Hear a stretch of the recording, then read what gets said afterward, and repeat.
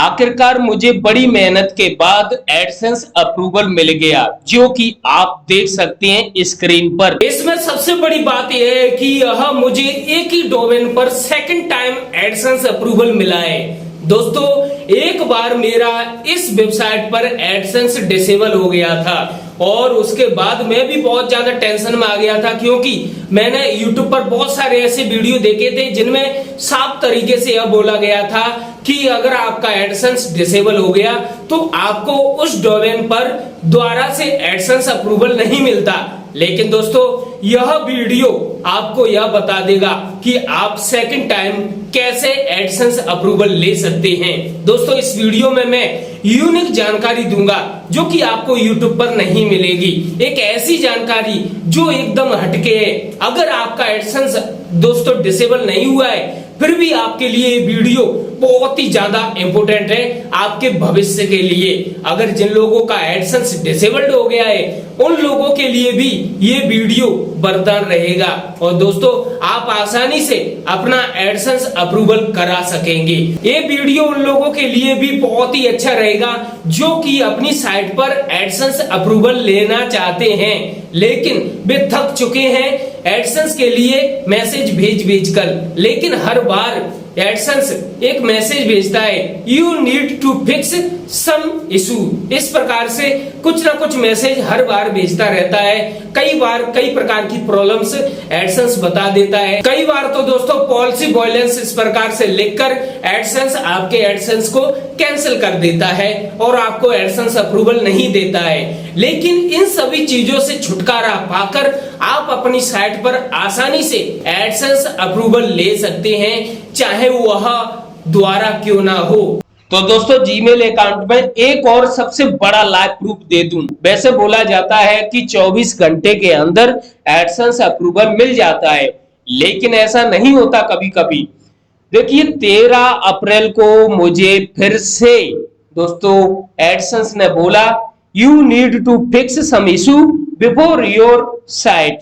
तो इस प्रकार से उन्होंने यह बता दिया कि तुम्हारी साइट में कुछ प्रॉब्लम है, इस कारण से हम आपके साइट को मोनेटाइजेशन नहीं कर सकते और इस प्रकार से 13 अप्रैल को कैंसिल कर दिया गया। तो इस प्रकार से आप देख सकते हैं कितनी बार एडसेंस ने मेरा एडसेंस कैंसिल कर दिया एडसेंस अप्रूवल के लिए। देख सकते हैं, मैं आपको गिनाकर बता दूं, 1 बार, 2 बार, 3 बार, 4 बार और 5 बार। दोस्तों, 5 बार कैंसिल कर दिया एडसेंस ने।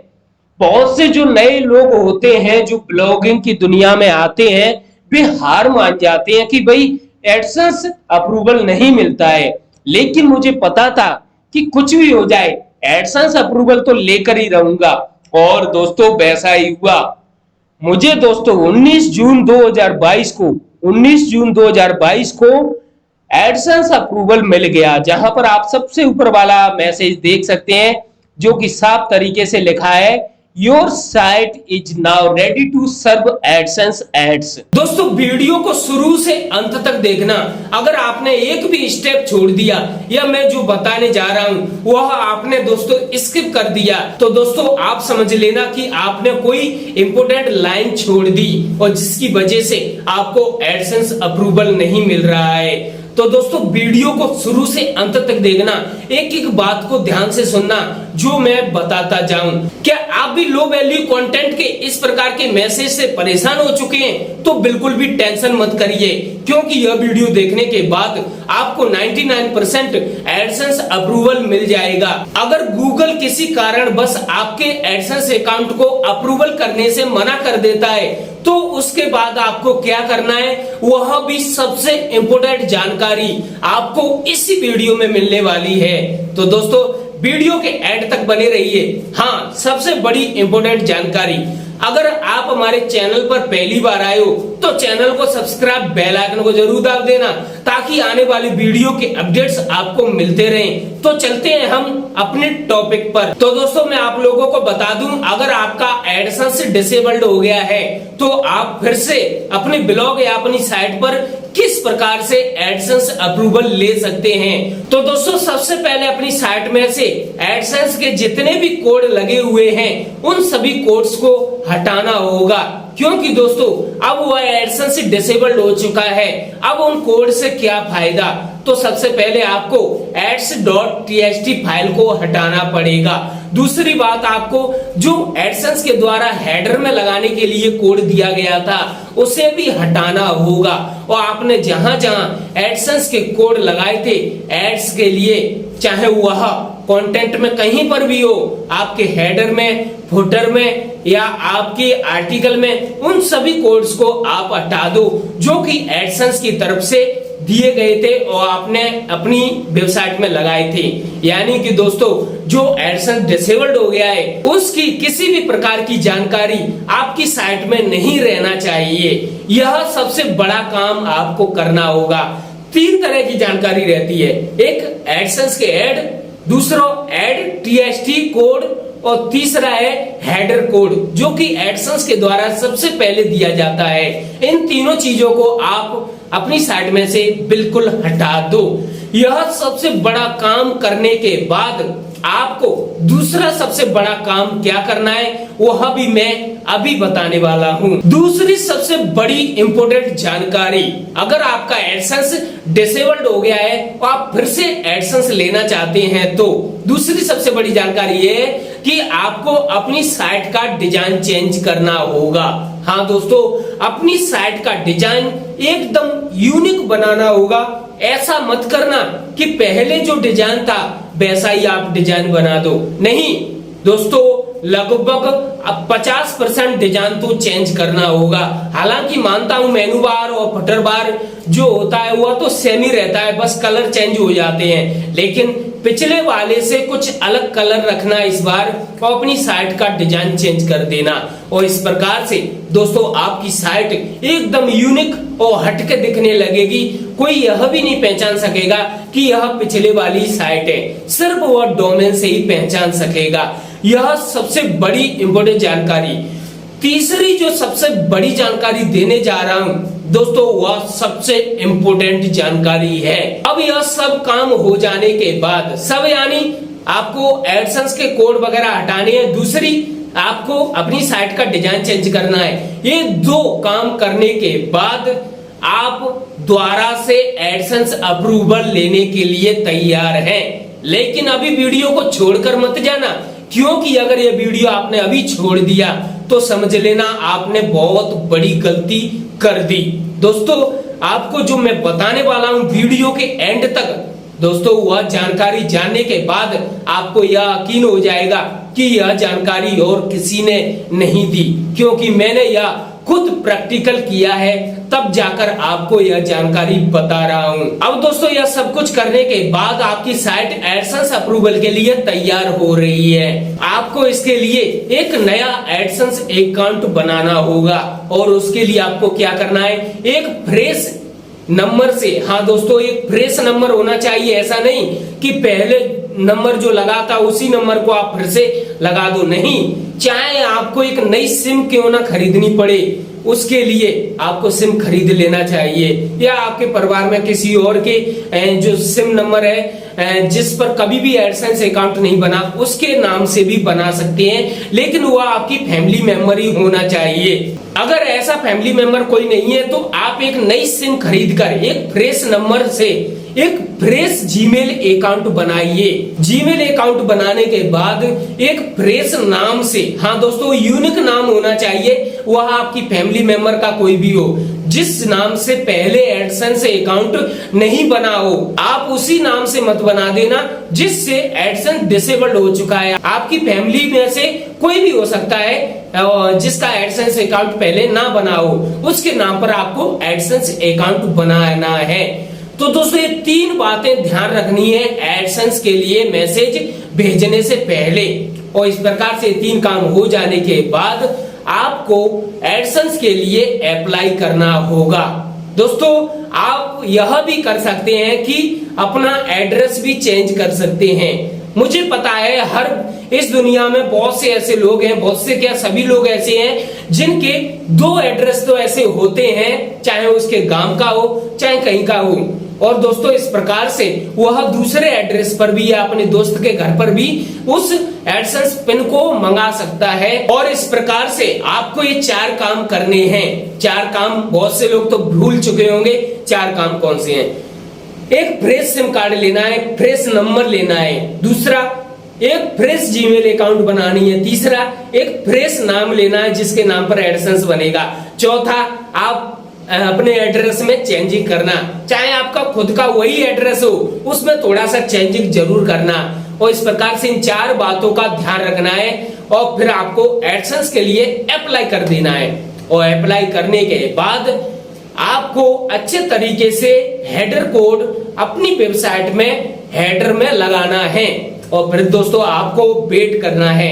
जैसा कि आपने शुरुआत में इस वीडियो में देखा, मुझे लगभग 5 टाइम से एडसेंस अप्रूवल नहीं मिला, लेकिन ऐसा हर बार नहीं होता। आपको दोस्तों पहली बार में मिल सकता है, सेकंड टाइम में भी मिल सकता है और थर्ड टाइम में भी मिल सकता है, या इससे ज्यादा टाइम भी लग सकता है। और इस प्रकार से लेकिन आपको एडसेंस अप्रूवल जरूर मिल जाएगा।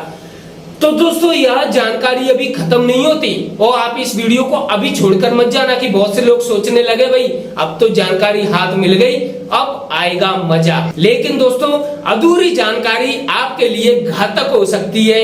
इस कारण से वीडियो को अभी भी स्किप मत करना, क्योंकि यहाँ से आगे की कहानी तो इंटरेस्टिंग होने वाली है। एडसेंस अप्लाई करने के बाद आपको कुछ दिन बाद अगर लो वैल्यू कंटेंट या पॉलिसी वायलेंस को लेकर कोई मैसेज आता है एडसेंस की तरफ से और आपको एडसेंस अप्रूवल नहीं दिया जाता है, दोस्तों यह जानकारी उन सभी ब्लॉगर्स के लिए जो कि दोबारा से एडसेंस लेना चाहते हैं या फिर पहली बार एडसेंस ले रहे हैं। तो दोस्तों अगर आपको इस प्रकार का मैसेज आता है जैसे कि लो वैल्यू कंटेंट या किसी पॉलिसी वायलेंस को लेकर, तो आपको क्या करना होगा ताकि वह पॉलिसी वायलेंस और लो वैल्यू कंटेंट का मैसेज दोबारा से ना आए एडसेंस की तरफ से।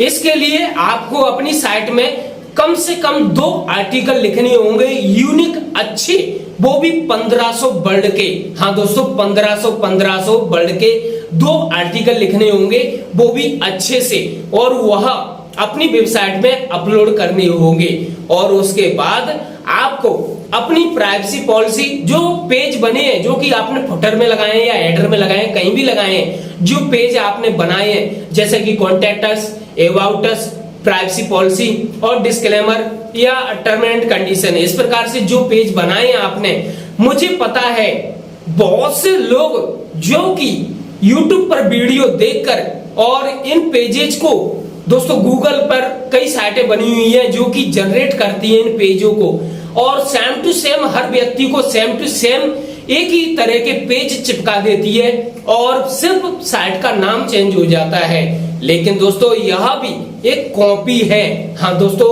इससे भी समस्या आती है। लो वैल्यू कंटेंट इस प्रकार का मैसेज देखने को मिलता है एडसेंस में, एडसेंस की तरफ से। तो दोस्तों ऐसी गलती आप मत करना। आपको अपने सभी पेजों में चेंजिंग करना है, आपको खुद अपनी तरफ से लिखना है। जैसे कि अबाउट अस में आप लिखिए, अपने बारे में लिखिए, मैं कौन हूँ, कहाँ रहता हूँ और मैं किस कार्य में मुझे इंटरेस्ट है और मैं क्या कर रहा हूँ। इस प्रकार से आप अबाउट अस में लिखें, अच्छे तरीके से जानकारी दें। प्राइवेसी पॉलिसी में कुछ थोड़े से नियम और जोड़ दें अपनी तरफ से ताकि आपकी सेफ्टी हो सके। पेज तो वही बने रहने दें, लेकिन उनमें कुछ ना कुछ आप चेंजिंग कर दें, थोड़ा और मटेरियल बढ़ा दें। Contact us, privacy policy, about us, term and condition, जैसे कि ये सभी पेज है, इनमें आपको थोड़ा थोड़ा चेंजिंग करना है। और आपको ये 2 काम करने हैं, पोस्ट अपलोड, अपने पेजेज में चेंजिंग, और आपको फिर से एडसेंस के लिए अप्लाई करना है। दोस्तों मुझे पता है 99% आपको एडसेंस अप्रूवल मिल जाएगा। अगर फिर भी नहीं मिलता है दूसरी बार, तो आपको तीसरी बार फिर से आपको कम से कम 2 आर्टिकल लिखने हैं, 1500 बढ़ के, और बे अपलोड करने हैं और फिर से अप्लाई करना है। फिर से नहीं मिले, तीसरी बार फिर से 2 आर्टिकल लिखने हैं और अपलोड करने हैं और फिर से अप्लाई करना है। दोस्तों कब तक एडसेंस नहीं मिलेगा? दोस्तों एडसेंस वाला भी खुद हार जाएगा और या मजबूर हो जाएगा सोचने के लिए भाई इस बंदे को दे दो, क्योंकि लगातार बंदा मेहनत कर रहा है, यूनिक आर्टिकल लिख रहा है। जो लोग वीडियो को अभी एंड समय तक देख रहे हैं दोस्तों, उनके लिए बहुत ही बड़ी जानकारी, एक ऑफर समझ सकते हैं उन सभी लोगों के लिए जो कि वीडियो के एंड तक अभी बने हुए हैं। दोस्तों एडसेंस अप्लाई करने के बाद आपको सोशल मीडिया से ट्रैफिक नहीं भेजना है, इस बात का आपको ध्यान रखना होगा, वरना आपको एडसेंस अप्रूवल नहीं मिलेगा। तो दोस्तों यह जानकारी कैसी लगी, आशा करता हूं यह वीडियो आपके लिए उपयोगी रहा होगा और अब नहीं तो भविष्य में भी आपके लिए बहुत ही इंपॉर्टेंट रहेगा। और इसी प्रकार की लगातार जानकारी पाने के लिए हमारे चैनल से जुड़े रहिए, क्योंकि हम लगातार आपको अच्छी से अच्छी जानकारी देने की कोशिश करते हैं। इस वीडियो को उन भाइयों के साथ जरूर शेयर करना जो लोग थक चुके हैं, एडसेंस अप्रूवल नहीं मिल रहा है, और उनको इस वीडियो को शेयर जरूर करना। चलता हूं नेक्स्ट वीडियो मिलूंगा बहुत ही जल्द, तब तक के लिए धन्यवाद।